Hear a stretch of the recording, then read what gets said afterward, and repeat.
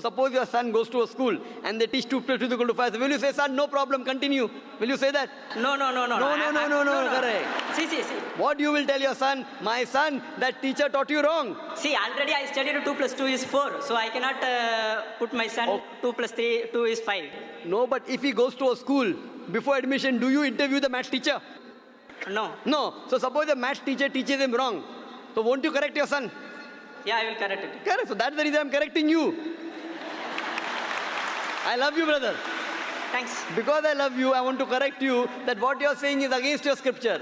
Forget what the Quran says, forget what the Bible says. If you read your Hindu scriptures says that God has got no image, has got no picture, has got no painting, has got no idol.